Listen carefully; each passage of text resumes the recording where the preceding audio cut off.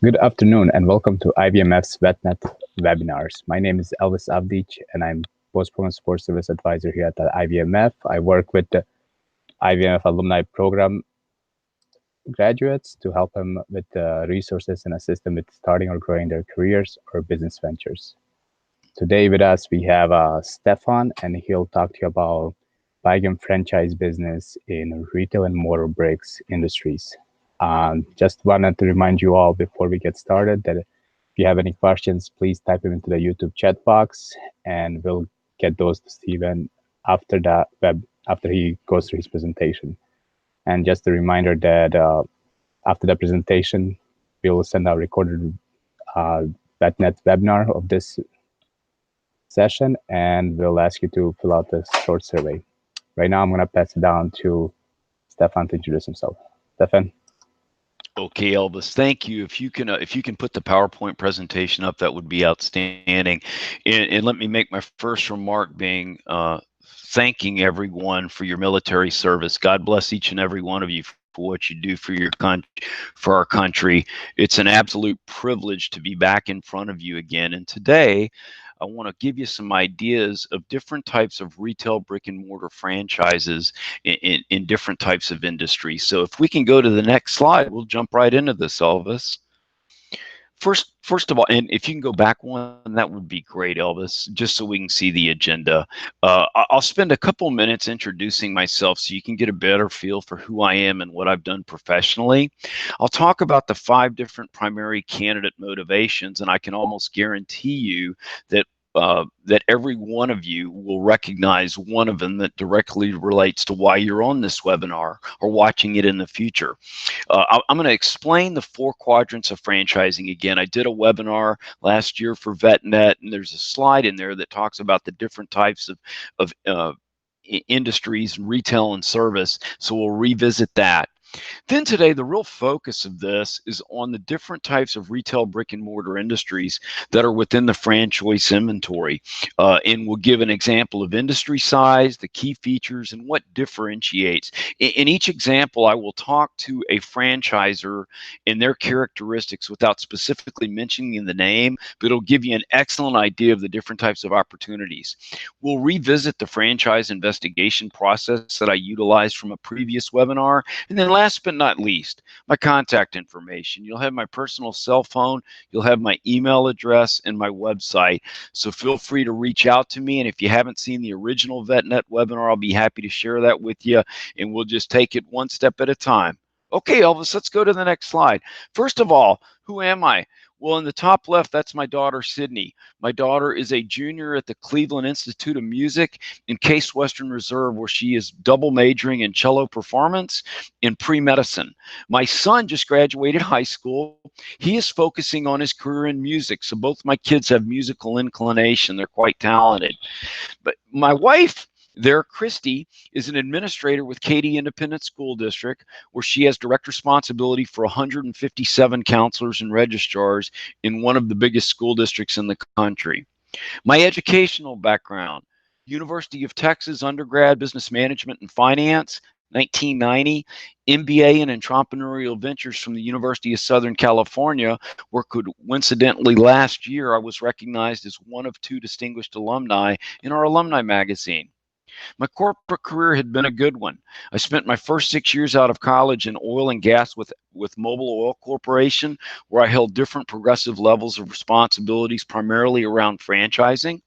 I then went over to Jack in the Box, where I ran 20 plus company operated restaurants and was on the strategic initiative team that flipped the company to franchise operation percentage from 80-20 to 20-80. And that was a lot of fun strategically to be involved in that.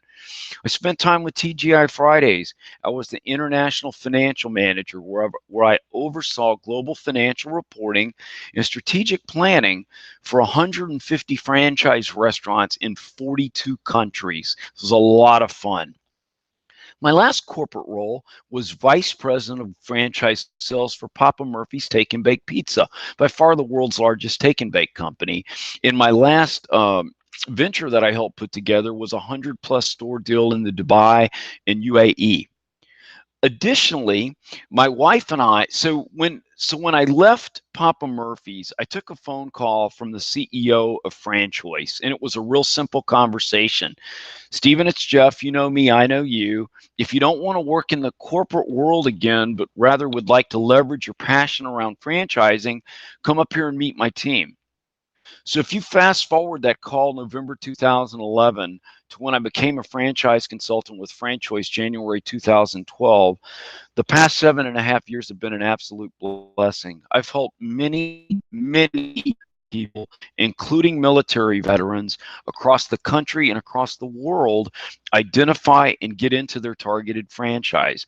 I do this via my free service, and I take great pride in helping our vets.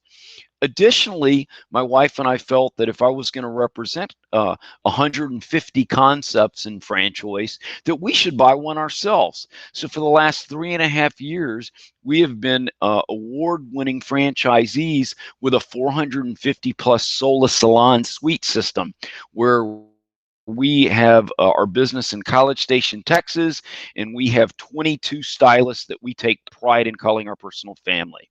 So that's a little bit about my background. Elvis, let's jump into the next one. Literally on a daily basis, I'm connected or referred to by someone who learns who I am. I'm a nationally published franchise consultant. I've got great referral sources and networks. And when somebody connects with me, the first question I ask them is, why are we talking? After I identify how they've connected with me, what is the primary motivation? And I would be willing to bet you that the people on this webinar can relate to change, because as you're transitioning from your military career, trying to figure out, do you put a corporate hat on, do you start a business, or do you possibly buy a franchise via a proven model, you're all experiencing some level of change. So quite frequently, people are talking to me about, yes, Stephen, I'm going through this change, or it's a corporate downsizing. Or maybe they're looking to diversify. That was a key reason why Christy and I did what we did. We can't control the stock market or the bond market, but we can control is our own behavior. And we felt like if we put our money, part of our investment, toward us and gave us the opportunity to drive performance, that could be a good thing. And for us, it's been a great thing. I also help people in 80 plus countries with E2 reciprocal treaties, where I take great pride in helping people come over to the United States in getting into a business that meets and exceed minimum E2 criteria. Last but not least is the legacy, where someone wants to leave something for their family. So those are the primary motivations. Elvis, let's look at the 4 quadrants of franchising slide. This is from the previous webinar. And in executive summary, there's about 3,000 franchisors domestically in the United States. Within FranChoice, I represent about 150 of them. Every one of them can fit in one of 4 quadrants. 2 are retail brick and mortar. The differentiation, the investment, less than $250K, simple, or greater than $250K, complex. That's the focus of today's webinar. The other 2 are service related, where you're servicing a consumer in their home and or their place of business. Those businesses can be home-based or light industrial suite-based possibly. So today what we want to do is we want to focus on the different types of opportunities within the retail brick and mortar segment. So in the next 10-15 minutes, I'm going to give you 11 or 12 different industry examples. Let's jump into it, Elvis. First one, boutique fitness. So there is a major shift in fitness to where traditional big box retailers are getting outmaneuvered and out niched by what I refer to as boutique fitness. And we'll give you some examples of that in a second. How big is the industry domestically? It's $100 billion plus. Within our inventory, one of the development groups has a gentleman that has 8 vertically integrated platforms tied to fitness. Examples of these: Pilates, bar, row, cycling, run, stretch, yoga, and dance. Key features of every one of these concepts within these verticals, they're membership based. That produces recurring residual revenue. They operate on a non-24/7 environment. They are relative low cost to entry. Now, the founder and the owner of these 8 verticals, their vision is to have someone that's a member of one concept ultimately one day be able to use that membership of one, say if they're in bar, and be able to use that to go into all the different verticals on one price tag. They drive warm lead flow to the franchisees, and they take pride in trying to drive stronger unit economics based on the instructor ratio to the memberships to maximize it. So boutique fitness, an exploding industry. Let's go to the next one, Elvis. Hair care. We got into the salon suite space. Why? Because hair care will never be displaced by the internet. It's recession resistant. It's needs based. One of the hair care concepts in our inventory is the world's largest hair care company.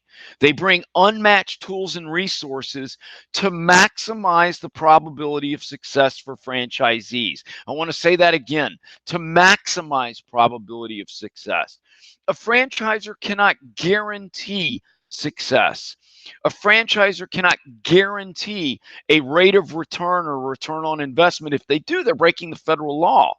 So part of the investigation that you'll go through as you target your franchisor that we identify will be helping to make reasonable assumptions relative to target investments and potential returns. The particular concept here, without divulging the name, it can be manager run to where you can keep your corporate job. It clearly recession and technology resistant, relatively low investment, and certainly multi-unit and scalable. So hair care, another industry, $65 billion, very close to the same size as the fast food industry domestically. Okay, let's look at the next one. Next, you're going to see a slide of our 4-year French Bulldog, Harold. We got him 4 years ago as a rescue puppy, and absolutely adore him. So the pet industry has not had a down year in 2 decades. Today it's $75 billion, and by 2025, it is forecasted to be $95 billion. The particular concept here, without divulging the name, key features, it's an owner-operator, or you can keep your job and run it as a semi-absent manager run model.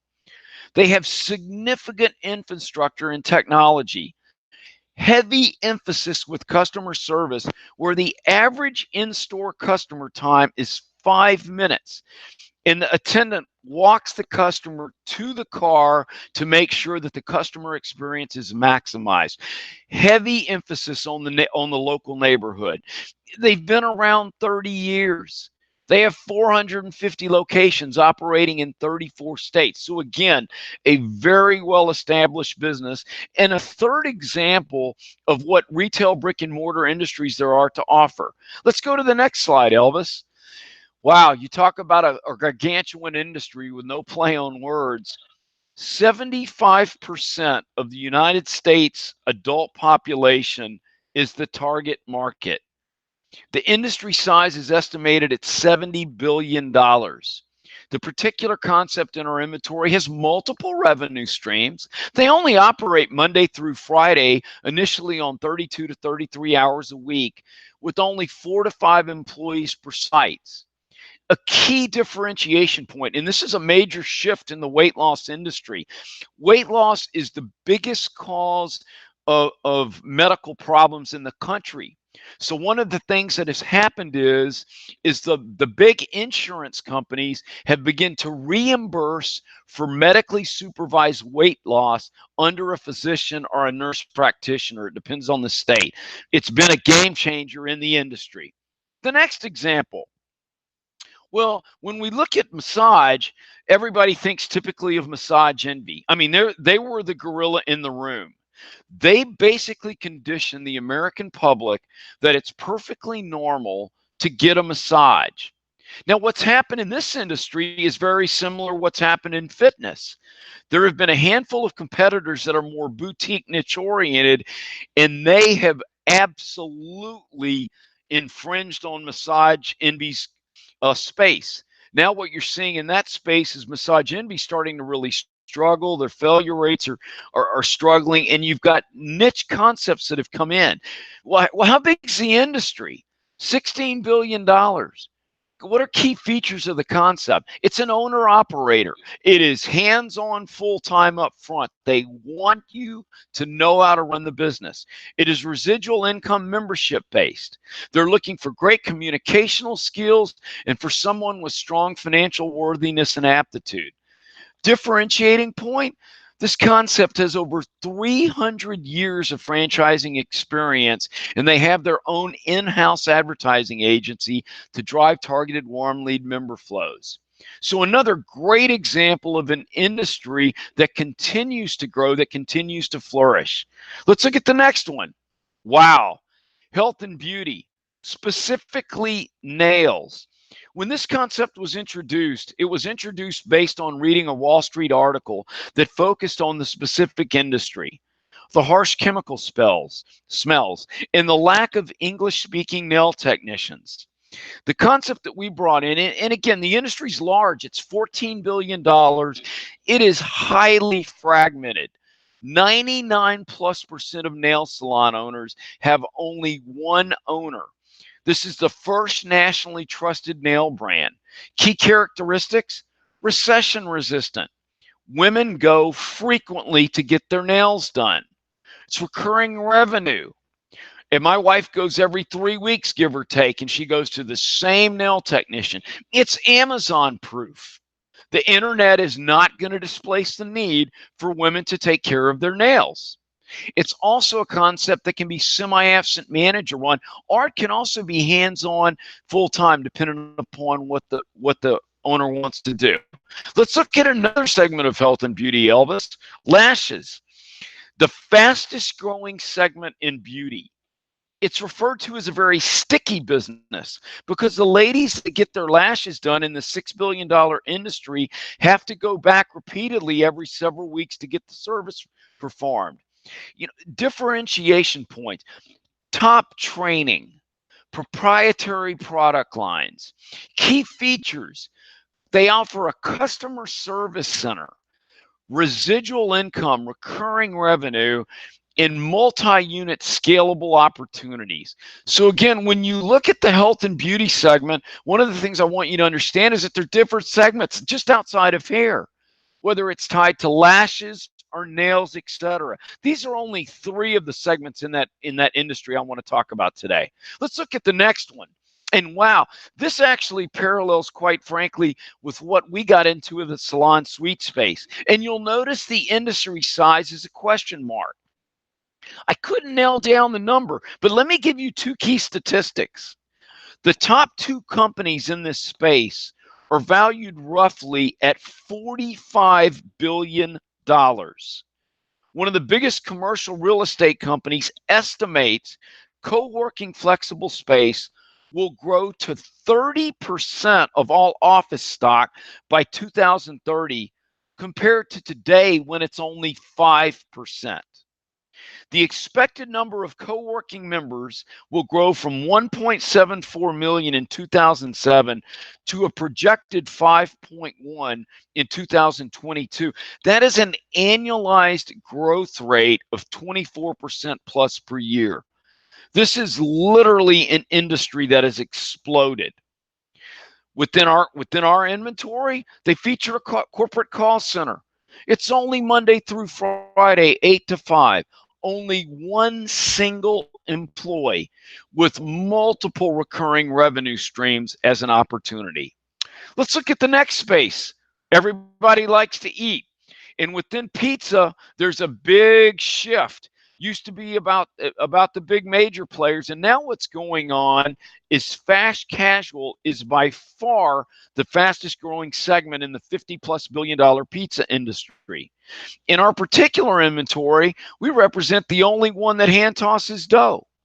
They've been awarded the best pizza in category, and they have industry-leading craft beer. Key focuses: heavy community involvement, a strong desire and commitment to excellence, and a manager-run business model that also can scale. Let's look at the next piece of the puzzle within the pet industry. We've already established how big it is. 68% of United States households have at least one pet, and more than 90 million dogs are in the US alone. 90 million. Our concept, key features, it's primarily Monday through Friday. Again, it's recession resistant because when somebody leaves town, they have to board their pet. Multiple revenue streams. Key differentiation point within the brand is that they have fresh branding targeting millennial parents. And we all know the buying power of what the millennial generation is bringing to the table. Next concept, let's talk about education and tutoring. I mean, wow, $4 billion and growing. As homeschooling becomes more and more prevalent, the need for tutoring is just growing rapidly. Our concept, 40-year history with national accreditation. Marketing gurus. They focus on operational excellence. Heavy emphasis on seamless technology with multiple services being offered within the brick and mortar retail setting. It's a privately held family-owned company that takes great pride in their VetFran offering a significant discount on the franchise fee. And this is an important point. The majority of franchisors will have discounts on the franchise fee, which is paid upfront when the agreement is executed and funded for honorably discharged military vets. The far majority in the United States do that. And that, of course, is absolutely the right thing to do. Okay, so we've given you an example of 11 or 12 different industries. Now let's look at the process. And this starts from a slide that I used in the past. Now, this is the University of Texas football field. And I'm going to use a football field analogy as a former quarterback. When we get to the point of introducing the target concepts, this is what's going to take place. But how do we get to the point of introducing the concepts? Well, first of all, when somebody is connected to me and I find out how they've been connected, I want them to watch a webinar. I want them to understand the value in taking an education-based approach into buying a franchise to maximize probability of success. Once that is done, I set an introductory call because I want to get to know you as a vet. I want to know your background, what you did in the military, what your family is, where you're targeting to live, whole bunch of information. And then as you've watched my webinar, you already have a pretty good feeling for me. So that leads me to sending you the questionnaire, which takes about 20 minutes to complete. When that questionnaire is completed, that's when we set up the consultation, which is the most important piece of the puzzle. That's when for 45 minutes, I'm asking you all kind of questions about franchise and business ownership, which produces your personal model the next business day. I simply email it to you and I ask you to validate accuracy. If there's something wrong, let me know. We'll edit it. If there's something missing that you realized you forgot to mention that you think is important, we integrate it. Because the single purpose of the model is to identify the target franchisors. What happens is we go from 3,000 franchisors to FranChoice's 150 to my maximum of 3 within about a 2-hour process. That's when we set up the introductory call. We review your model in direct relationship to the characteristics of the franchisors that I will introduce. Then, and I will do a warm email introduction. So they will know who you are. They will have your model. They will have your completed questionnaire. They will have your electronic endorsement under my signature. Now the ball's been kicked off to you. You're in the end zone. In franchising, a touchdown is scored when the agreement is executed and funded and the business is launched successfully. But to get to that point, you got to go 100 yards. You have to educate yourself. So in the education process, in the first 50 yards will be a series of events, at which point a franchise disclosure document will be sent. 23 items, all 3,000 of them have the exact same items. So if you can read one, you can read the other 2,999, give or take. Additionally, in that first 50 yards, there'll be an introductory call with the franchise salesperson to get to know you. There will be a functional breakdown where they'll look at unit economics, they'll look at marketing, they'll look at operations. So by the time you get to the 50-yard line where Bevo is, now you've got a good foundation. Now you're starting to visualize yourself being successful. And again, this is a process of mutual fit and evaluation. You're evaluating the franchisor in their business model, and conversely, they're evaluating you as a candidate. When you're at the 50, now you have the opportunity to hear from franchisees, whether it's connecting with them directly or whether it's connecting with them via weekly rotating calls, depending upon the franchisor's validation culture. Your purpose of validation is to reconcile certain assumptions that you're making. It's to get questions answered that you need to make an educated business decision.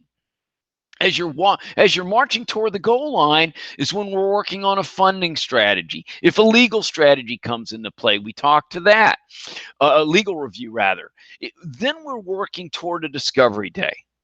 And a discovery day is the last step before a franchise is potentially awarded to the candidate. That's when you physically go to the corporate headquarters to meet the corporate staff, to experience the retail brick and mortar workout, if it's a workout, or to see the haircut place or the tutoring place, whichever one it is that you're specifically targeting.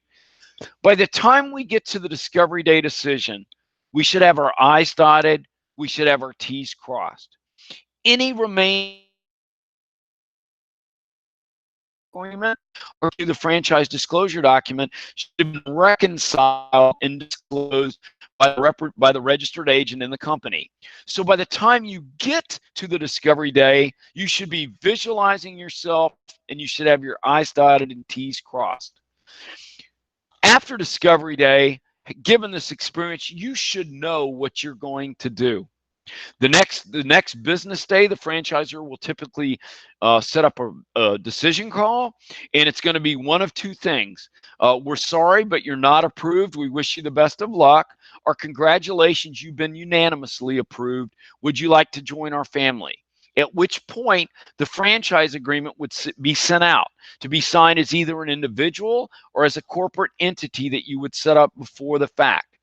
Once the agreement is executed, it would then be funded according to the item 5 franchise fee amount. At which time, once that would be done, your franchise agreement would be countersigned and you would be welcomed into the franchisor's family as the newest franchisee. Again, to get to that point, you've got to do some work. You've got to go the length of the University of Texas football field to make an educated buying decision to where you can visualize yourself in the business, to where you feel like you can maximize the probability of success. Elvis, if we can go to the last slide. Last but not least, looks like we're about 28 minutes into this. Anyone that needs any questions relative to this, that's my email address.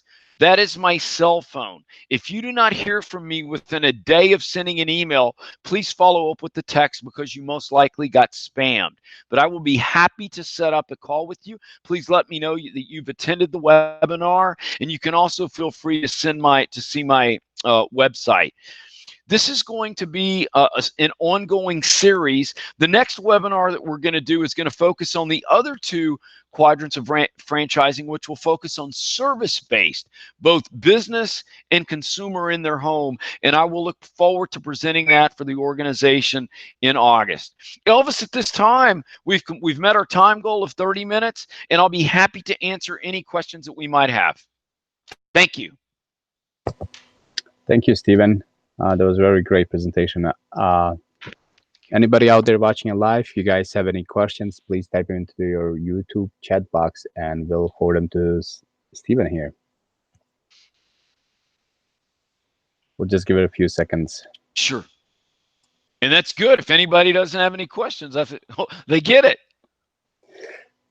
And if folks have questions after the fact, of course, they can email me.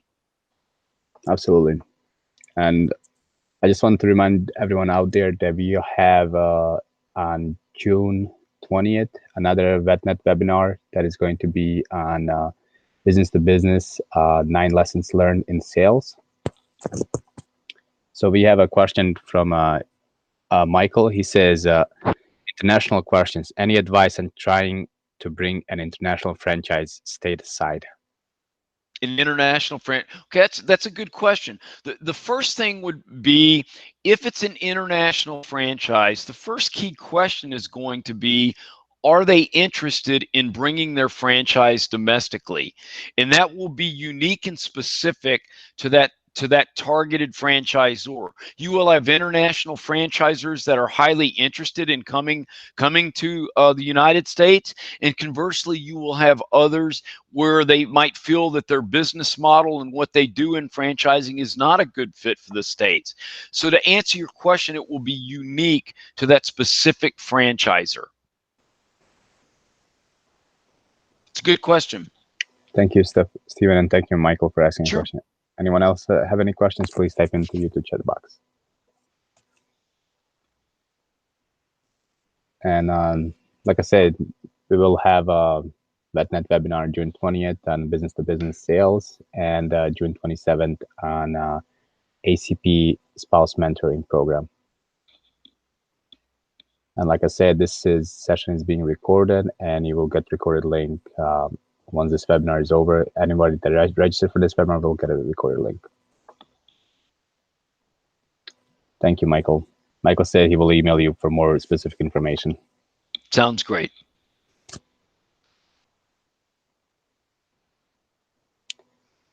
We have another question. Is there any funding opportunities for veterans like VA loans?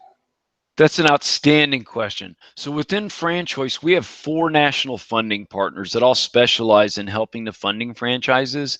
I'm admittedly biased. I prefer typically use one that is Texas-based. But what will happen is they will take a snapshot of your particular application. So in about a 5-minute completed application, it'll give a high-level overview of what your financial picture is. Every franchisor is going to have minimum net worth and minimum liquidity requirements. Well, why? Because the last thing that they want to do is bring an honorably discharged vet or a good person in and come in undercapitalized, and they ultimately fail. So meeting and exceeding minimum liquidity and net worth are absolutely key to maximizing the probability of success.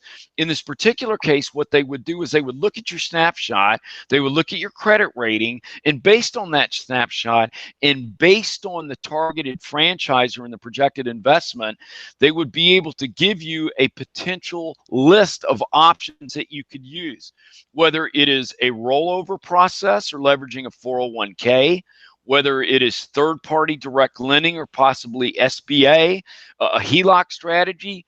It all depends on the specific information provided by that candidate. And as a general rule of thumb, the higher the person's credit rating, the better, which tends to list more, multiple options. And we work on the funding strategy as we get into the concept introduction phase. And once we're able to assess, okay, this is the franchisor we're targeting, now I'm able to connect you with that funding partner to say, here's the franchisor, here's the target investment potentially, here's the candidate, let's sync you guys up and talk about different funding options. That's an outstanding question. Thanks for asking it. Thank you, Stefan. Any other questions? Let's give it a few seconds if anybody else have any other questions. Absolutely. Absolutely. I'd just like to remind everyone that you will receive an email later today with the recorded session link and a short survey about the VetNet. Please let us know how we did and what would you like to see in the future. If no one has any more questions, we would just like to thank you for watching, and thank you, Stephen, for being here, and we appreciate your presence, and we all will see you next time. Thank you, Elvis, and thank you for your military service, everyone. Bye-bye. Bye.